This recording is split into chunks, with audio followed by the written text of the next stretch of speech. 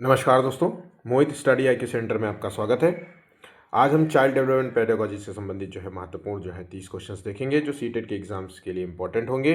एक एक क्वेश्चंस को करना इंपॉर्टेंट होगा आपके लिए, क्योंकि ऐसे ही क्वेश्चंस सीधे सीधे एग्जाम्स में पूछे जाते हैं या इन टॉपिक्स से एग्जाम में क्वेश्चंस बनते हैं। तो एक एक क्वेश्चंस को देखिए, अच्छे तरीके से सॉल्व करिए। आइए वीडियो को शुरू करते हैं। वीडियो अच्छा लगे तो प्लीज़ वीडियो को लाइक ज़रूर कर लीजिएगा। 40 लाइक्स का टारगेट है लाइक मोटिवेशन के लिए, ताकि हम आपके लिए इसी प्रकार से डेली नए नए टॉपिक्स पे नए नए डेली आपको लोग पेपर्स दे करके आते रहेंगे, ठीक है। और वीडियो को ज़्यादा से ज़्यादा दोस्तों तक भी पहुंचाइएगा ताकि वो भी इस वीडियो का लाभ ले सकें। और चैनल को सब्सक्राइब नहीं किया तो जल्दी से फटाक से चैनल को सब्सक्राइब कर लीजिए। आप हमें कमेंट भी कर सकते हैं, ठीक है। तो चलिए, पहला क्वेश्चन है जो कि देखिए ये क्वेश्चन बहुत ही इंपॉर्टेंट है, तो ध्यान रखिएगा। पियाजे से हर बार एग्जाम में 2 या 3 क्वेश्चंस 100% क्वेश्चंस पूछे जाते हैं, इसलिए इस टॉपिक को भूलना नहीं। मैंने पियाजे के संबंध में कंप्लीट नोट्स दिया है, प्लस एमसीक्यू भी कराया है। आपने नहीं देखा है तो प्लीज़ जा करके देख लीजिए। तो आइए क्वेश्चन देखते हैं। पियाजे के संज्ञानात्मक विकास के मूर्त संक्रियात्मक स्तर, जिसे कहते हैं कॉन्क्रीट ऑपरेशनल स्टेज में बच्चा सबसे पहले कौन सी क्षमता प्राप्त करता है? तो मूर्त संक्रियात्मक अवस्था, संज्ञानात्मक विकास। तो यहाँ पे ध्यान रखिएगा, पियाजे ने 4 चरण दिए थे, ये तो हम सभी को पता होगा। चारों चरणों के नाम अच्छे तरीके से याद होगा, जिसमें से जो मूर्त संक्रियात्मक अवस्था है ये तीसरे नंबर पे, ये थर्ड नंबर का जो चरण है। मूर्त संक्रियात्मक थर्ड नंबर का चरण है, जहाँ पे बच्चा अलग अलग तरीके के गुणों को प्रदर्शित करता है। तो यहाँ पे क्या है, आंसर हो गया ऑप्शन सी, संरक्षण, ठीक है। ऑप्शन यहाँ पे संरक्षण होगा। तो संरक्षण में मतलब, कहने का मतलब है कि इस स्तर पर जब बच्चा होता है तो वो संरक्षण वाले गुणों को समझने लगता है। मतलब वस्तु जो होती है किसी भी गिलास और कप में हो, या उस कप से गिलास से दूसरे गिलास में जब हम ट्रांसफर करते हैं तो वस्तु का जो आकार बदलता है, उसकी मात्रा बदलती है, उसकी आयतन बदलती है, उस स्वरूप को वो समझ लेता है, उस स्वरूप को वो समझने लगता है। उसको पता है कि इस गिलास में और इस गिलास में, दोनों गिलास में मात्रा एक है, ठीक है। तो मात्रात्मक जो रूप से होता है ये चीज़ों को समझता है। क्लासिफिकेशन वाला गुण भी बच्चे के अंदर डेवलप होता है। क्रमिकता की भी क्षमता आ जाती है, मतलब क्रम को क्रमबद्धता को समझने लगता है। असेंडिंग ऑर्डर, डिसेंडिंग ऑर्डर, ये बड़ा छोटा और इस तरीके छोटी छोटी बारीकियों वाला है ना। तो याद रखिएगा, ये संरक्षण वाला पॉइंट आपसे अगर पूछ ले तो आपको मूर्त संक्रियात्मक वाला स्तर ही लगाना है, ठीक है। अमूर्त वाला तो आखिरी वाला चरण होता है, जहाँ पे बच्चा अमूर्त चिंतन करता है ना। और इस तरीके के और बाकी तो यहाँ पे परिकल्पनात्मक तर्क प्रस्तुत करता है। तो परिकल्पनात्मक तर्क मतलब परिकल्पना के आधार पर, तो ये भी फोर्थ नंबर का स्टेज हो गया। तो बाकी आपको याद रखने की ज़रूरत नहीं, यहाँ पे ऑप्शन सी सही जवाब है।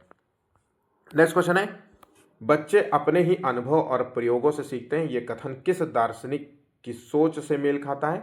तो देखिए, बच्चे अपने ही अनुभव और प्रयोग से सीखते हैं, तो यहाँ पे प्रयोग के आधार पे सीखना, अनुभव के आधार पे सीखना बताया है, तो ये पियाजे ने बताया। आंसर हो गया ऑप्शन ए। बच्चे अनुभव के आधार पे सीखते हैं और प्रयोगों के आधार पे सीखते हैं, कुछ करके स्वयं से करते हैं और एक्टिविटीज़ के माध्यम से सीखते हैं, ये कथन पियाजे के संबंध में, ठीक है। नेक्स्ट क्वेश्चन है, फॉर्मेटिव असेसमेंट जो होता है बच्चों को में किसको बढ़ावा देता है? तो फॉर्मेटिव असेसमेंट जो होता है, असेसमेंट क्यों करते हैं भाई? असेसमेंट इसलिए करते हैं कि बच्चे की कमियों को हम जान सके। तो कमियों को जानना है, बस इतना अगर आपको याद है, कमियों को जानना है ना। और जब जान लेंगे तो उसका निदान करेंगे, मतलब डायग्नोज करेंगे, तो यही तो होगा। तो कमियों को जानना, तो यहाँ पे असेसमेंट किसको बढ़ावा देता है? बच्चों के अंदर आत्मचिंतन। जब भाई कमियों को जानेंगे तो हम उससे कहेंगे, देखो बेटा, अब आप मुझे बताओ, ये क्वेश्चन, ये तो मैंने टॉपिक पढ़ाया था, फिर भी आपने क्वेश्चन, तो आत्मचिंतन को बढ़ावा देता है और सुधारात्मक को, बच्चों में सुधार को भी बढ़ावा देता है। तो ऑप्शन यहाँ पे ए होगा। रटना और तुलना करना और प्रतियोगिता से कोई संबंध नहीं है, यहाँ पे आंसर हो गया ऑप्शन ए। नेक्स्ट क्वेश्चन है, जीन पियाजे के संज्ञानात्मक विकास के सिद्धांत के 4 चरण प्रतिपादित करने की आलोचना की जाती है। तो भैया, इनकी जीन पियाजे का इतना बेहतरीन सिद्धांत, संज्ञानात्मक विकास का सिद्धांत, जिसके तहत इन्होंने 4 चरण दिए थे और हर चरण को बहुत बारीकी से इन्होंने एक्सप्लेन किया था, पर इनके भी सिद्धांत की आलोचना की जाती है। और ये आलोचना विकास की किस बहस के अंतर्गत आती है, मतलब आलोचना किस आधार पर की जाती है? तो देखिए, इनके आलोचना निरंतरता के आधार पर की जाती है। आंसर हो गया ऑप्शन सी, इसका मूल अर्थ ये होता है कि भाई इन्होंने कहा कि 4 चरण से ही हो करके बच्चा गुजरेगा, मतलब कोई भी चरण जो है छोड़ा नहीं जा सकता बच्चे के संदर्भ में। लेकिन कुछ आलोचकों का कहना था कि भाई देखो, कभी कभी क्या होता है, अनुभव और आसपास का माहौल इतना बेहतरीन होता है कि बच्चा जो है अपने जो है एक नेक्स्ट लेवल पे जंप कर जाता है।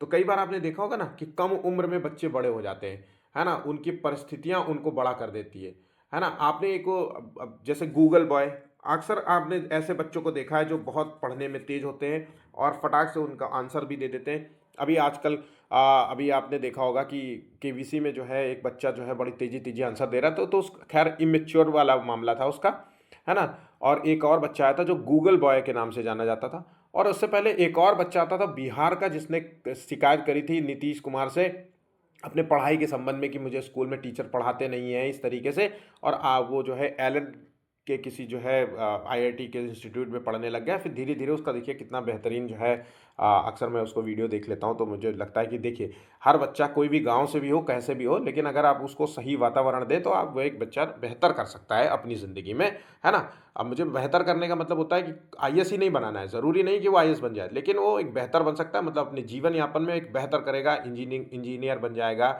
नौकरी भी पा सकता है। नौकरी पा सकता है क्या, नौकरी भी पाएगा ही पाएगा ऑब्वियसली, है ना। तो इस तरीके का कुछ हो सकता है, ठीक है। तो इसी को यहाँ पे जो है डिफाइन किया कि भाई कभी कभी अनुभव के आधार से अनुभव को जो है ज़्यादा इन्होंने महत्व दिया, मतलब आलोचकों ने अनुभव को ज़्यादा महत्व दिया। यहाँ पे इस पॉइंट को याद कर लेना, ठीक है।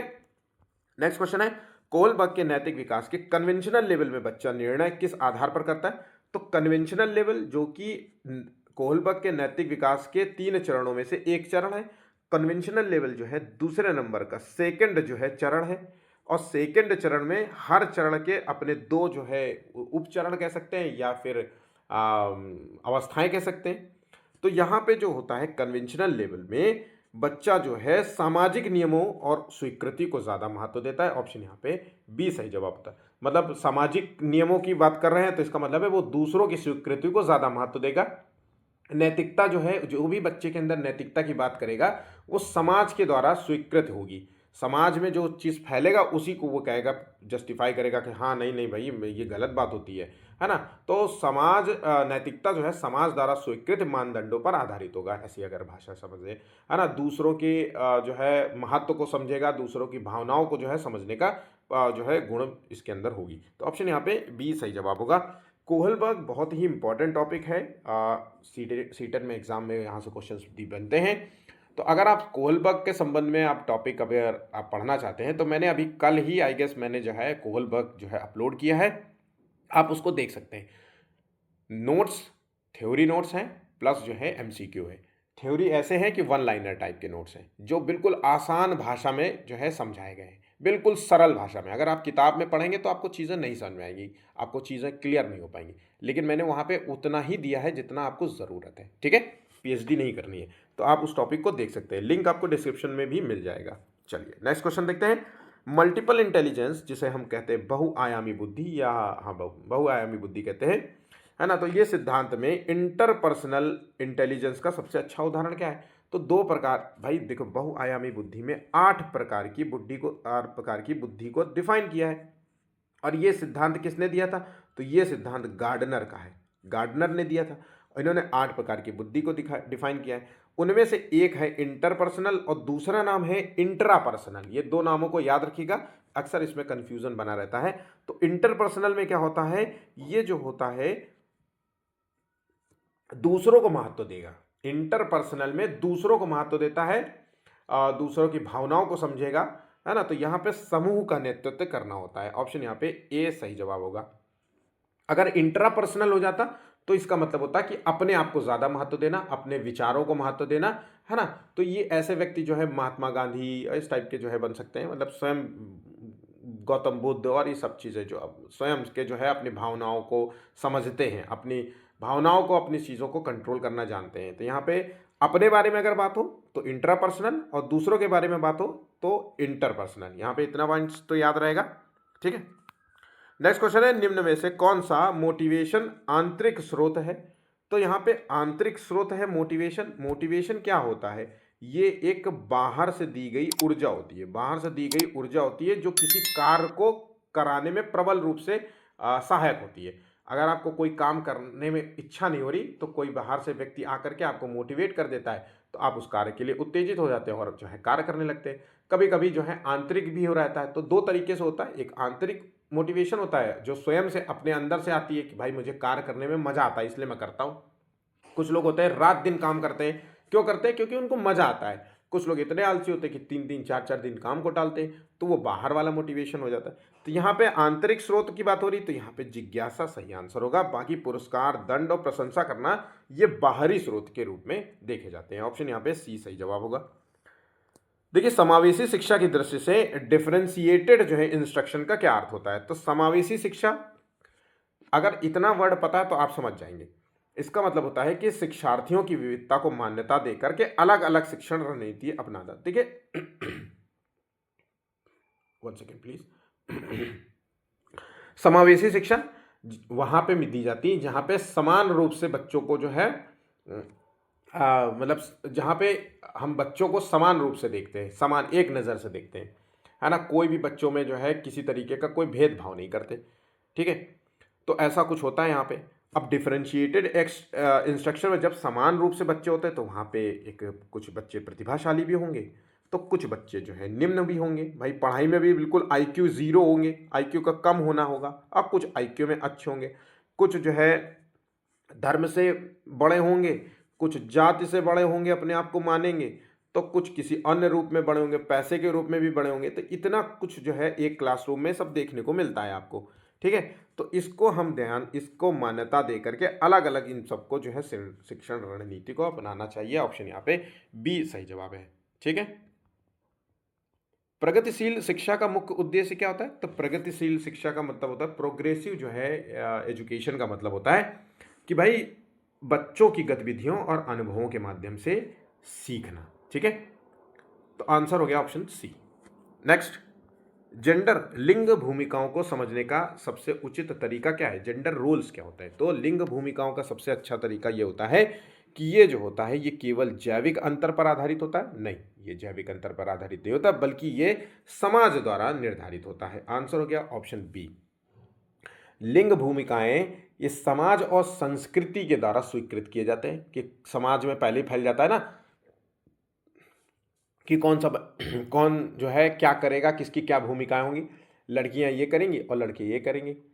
हर जगह का अलग अलग है, स्टेट के अलग अलग कहानियां रहती हैं, है ना। गांव में अलग चीज़ें रहती कि भैया लड़कियां इतना ही दायरा पार कर सकती हैं, उसके आगे नहीं जा सकती। आजकल भी आपने देखा होगा कई घरों में बहू हो या बिटिया हो अपने घर की दहलीज नहीं पार करती, है ना। तो ये सब लिंग भूमिकाओं से संबंधित है। ऑप्शन यहाँ पे बी सही जवाब होगा।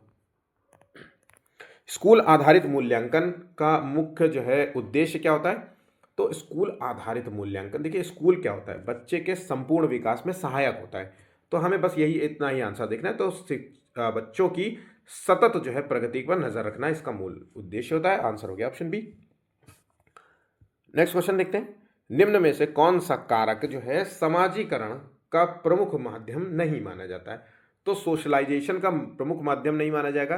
तो यहाँ परिवार एक समाजीकरण का प्राथमिक कारक है, ये द्वितीयक कारक में। आनुवांशिकता जो है समाजीकरण का कारक नहीं माना जाएगा। आंसर हो गया ऑप्शन डी जो है गलत होगा।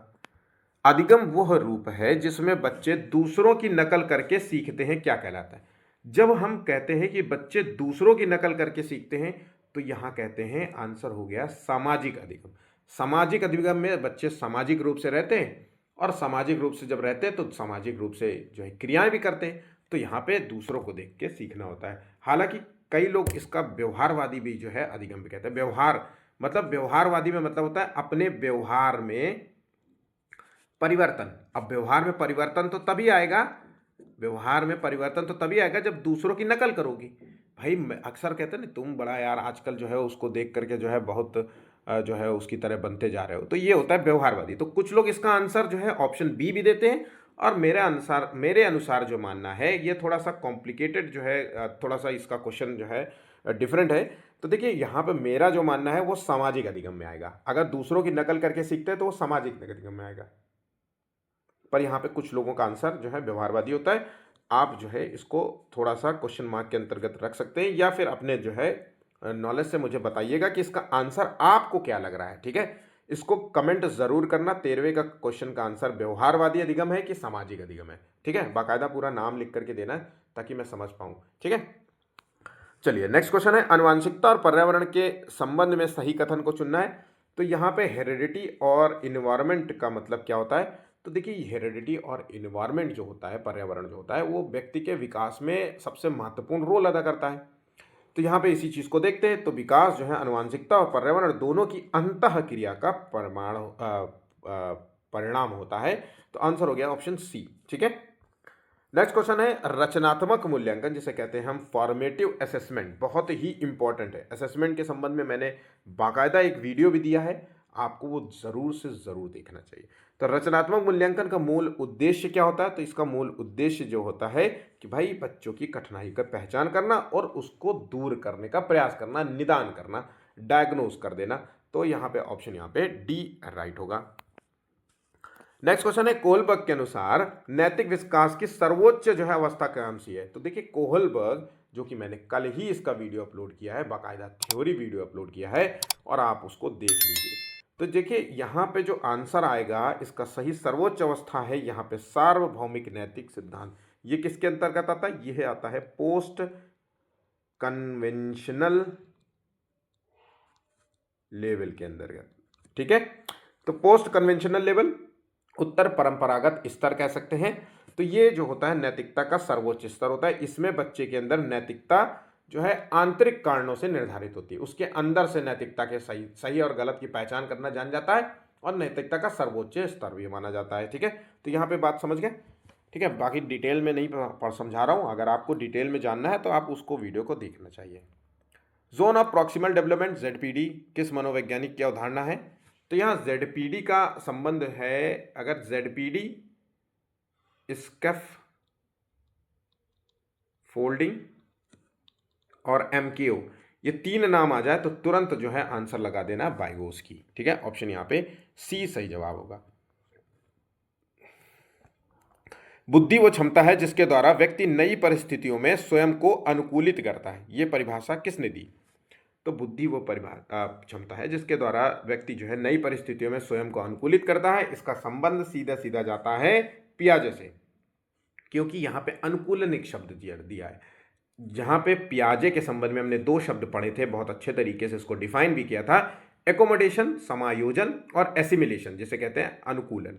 ठीक है, एकोमोडेशन और एसिमिलेशन, इन दो के बीच के में अगर कोई शब्द आ जाए तो इक्विलिब्रियम इसे कहते हैं। इन तीनों शब्दों को अच्छे तरीके से आपको पढ़ लेना चाहिए, आपको वीडियो देखना पड़ेगा, वहाँ से आप अच्छे तरीके से डिटेल में चीज़ों को जान पाएंगे। ठीक है, और ध्यान रहे इन तीन शब्द से क्वेश्चन बहुत बनते हैं, उसको पढ़ना आपके लिए बहुत ज़रूरी है। लिंक आपको डिस्क्रिप्शन में मिल जाएगा।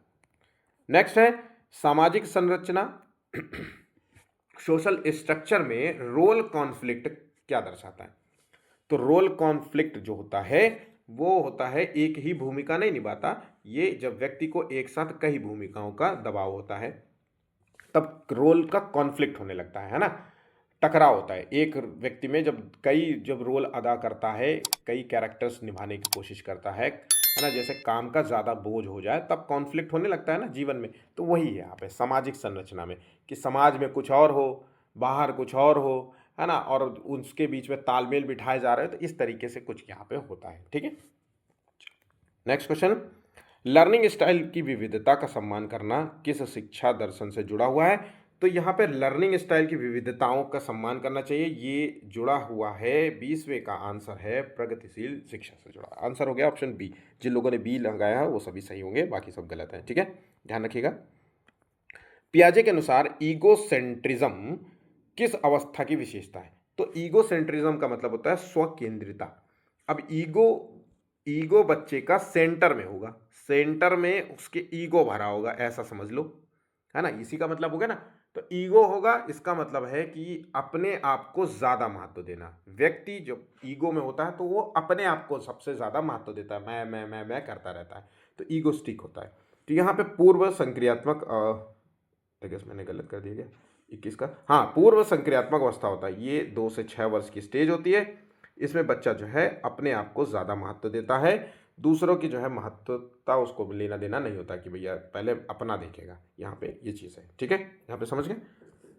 स्कैफोल्डिंग सहारा देकर सिखाना की अवधारणा किसने दी थी? मैंने जैसा कि बताया था कि अगर सीधा सीधा जवाब देगा, आपको कोई भी क्वेश्चन इस तरीके घुमा के नहीं देगा इन 3 पॉइंट्स में, तो यहाँ पे आंसर हो जाना चाहिए, तुरंत लगा देना। अरे यार यहाँ पे तो वाइगोस्की है ही नहीं। तो देखिए यहाँ पे, आप देखिए यहाँ पे कंफ्यूजन हो गया। ध्यान रहे, वाइगोस्की स्कैफोल्डिंग की अवधारणा वाइगोस्की ने दी थी। अगर वाइगोस्की आंसर नहीं आता तो आंसर लगाइएगा ब्रूनर। देखिए ये जो सिद्धांत ब्रूनर का जो है सिद्धांत, स्कैफोल्डिंग वाली चीज को ब्रूनर ने रचनावादी सिद्धांत के रूप में समझाया था। कितना? रचनावादी सिद्धांत, रचनावादी सिद्धांत के रूप में समझाया था। यहाँ पे बच्चा जो है सक्रिय रूप से और अनुभव से जो है ज्ञान का निर्माण करता है। स्कैफोल्डिंग में यही चीज़ होती है। ये सिद्धांत लेओ वाइगोस्की के जो है थोड़ा सा सिद्धांत के जो है प्रेरित कह सकते हैं। तो आंसर हो गया ऑप्शन बी। यहाँ पे चीज़ें जो है क्लियर रखिएगा।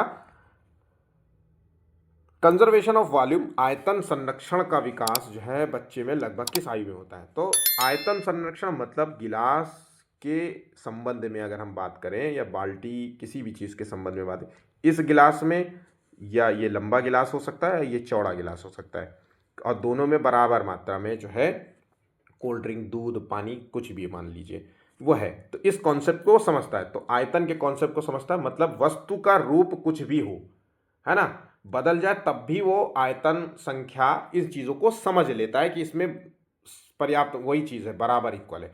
तो ये जो है सिद्धांत संबंधित है मूर्त संक्रियात्मक अवस्था में, ठीक है। तो अगर यहाँ पे आयतन संरक्षण के समझने की बात हो रही तो मूर्त संक्रियात्मक अवस्था, और अगर आपसे कहे कि आयतन के संरक्षण को समझता नहीं है बच्चा, तो पूर्व जो है संक्रियात्मक अवस्था में, इससे जस्ट पहले वाली बात हो जाएगी। तो यहाँ पे ध्यान रखिएगा, क्वेश्चन यहाँ से उठाए जाते हैं, ठीक है। समाजीकरण का सबसे पहला और महत्वपूर्ण एजेंट कौन होता है? तो देखिए समाजीकरण की प्रक्रिया शुरू होती है उसके घर से, परिवार से। तो आंसर हो गया महत्वपूर्ण मानेंगे ऑप्शन यहाँ पे सी। नेक्स्ट क्वेश्चन है, प्रगतिशील शिक्षा में शिक्षक की भूमिका क्या होती है? देखिए प्रगतिशील शिक्षा में टीचर की भूमिका होती है। टीचर क्या करेगा भाई, है ना, टीचर वही करेगा, ज्ञान का प्रदाता होती है कि मार्गदर्शक और सहायक होती है। तो भाई मार्गदर्शक और सहायक होता है। आंसर हो गया ऑप्शन बी सही जवाब है। रट लीजिए, बिल्कुल भी अपने दिमाग में इसको बैठा रखिएगा कि टीचर जो है, एक जो टीचर की भूमिका होती है कि स्कूल में, वो मार्गदर्शक और सहायक के रूप में वो कार्य करता है, बच्चे का संपूर्ण विकास में सहायक होता है। ये सभी पॉइंट्स आपको अपने दिमाग में बैठाए रखना है। फॉर्मल ऑपरेशनल स्टेज में बच्चा कौन सी क्षमता विकसित करता है? देखिए फॉर्मल ऑपरेशन स्टेज का मतलब होता है औपचारिक संक्रियात्मक अवस्था। क्या?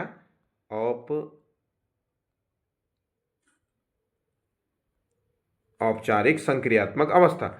अब इस स्टेज में ये कौन सा स्टेज होता है, ये कौन सा चरण होता है? तो ये लास्ट वाला चरण होता है। इसलिए हम कह सकते हैं आंसर हो गया ऑप्शन ए, अमूर्त चिंतन से संबंधित है, ठीक है।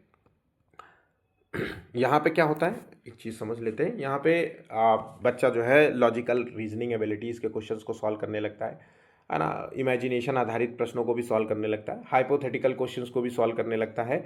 तो यहाँ पे बच्चा जो है एक तरीके से अमूर्त सोच का हो जाता है, ठीक है। यहाँ पे ऐसा कुछ भी नहीं है, मुझे लगता है सभी को ये आंसर पता हो गया होगा अब तक तो, क्योंकि एग्ज़ाम भी पास में है तो आप चीज़ों को जान गए होंगे। कोलबर्ग के अनुसार गुड बॉय और गुड गर्ल ओरिएंटेशन किस स्तर में आता है?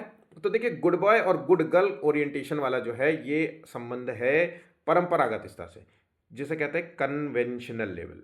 इंग्लिश में जो है याद रखना, क्योंकि अक्सर एग्जाम में इंग्लिश वाला टर्म ज़्यादा इंपॉर्टेंट होता है, यहाँ पे बहुत सारी चीज़ें गड़बड़ हो जाती है, ठीक है। तो आंसर हो गया ऑप्शन यहाँ पे बी। नेक्स्ट, समावेशी शिक्षा का सबसे जो है उपयुक्त लाभ क्या है? तो समावेशी शिक्षा का क्या मूल उद्देश्य होता है भाई? केवल विशेष बच्चों पर विकास करना या सभी बच्चों का समान अवसर? तो आंसर हो गया ऑप्शन सी, ऑप्शन बी यहाँ पे सही हो गया, ठीक है। नेक्स्ट क्वेश्चन है, बच्चों के बीच जो है इंडिविजुअल डिफरेंसेस का मुख्य जो है कारण क्या है? तो इंडिविजुअल डिफरेंसेस क्यों आते हैं? बच्चे देखिए सारे बच्चे अलग अलग होते हैं, और इसका मूल कारण होता है इनके बीच में हेरिडिटी और इन्वायरमेंट का जो है रोल होता है। तो एक बच्चे का जो डेवलपमेंट होता है इन दो चीज़ों की परस्पर अंतःक्रिया का परिणाम होता है। तो अगर हेरिडिटी में कोई कमी है तो इंडिविजुअल डिफरेंसेस आपको देखने को मिलेंगे, इन्वायरमेंट में कोई कमी है तो भी इंडिविजुअल देखने को मिलेगा, और कितना भी एक घर में पैदा हो, कितना भी हो, लालन पालन एक जैसा ही क्यों ना हो, एक जैसे कपड़े पहनाओ, एक जैसे पढ़ाओ, तो भी डिफरेंसेस आपको देखने को मिल जाएगा। तो ये आंसर हो गया ऑप्शन सी। ठीक है। संचयी अभिलेख पत्रक जिसे कहते हैं कुमुलेटिव रिकॉर्ड कार्ड का उपयोग होता है। तो यहाँ पे इसका मूल उद्देश्य होता है बच्चों की संपूर्ण प्रगति का मूल्य।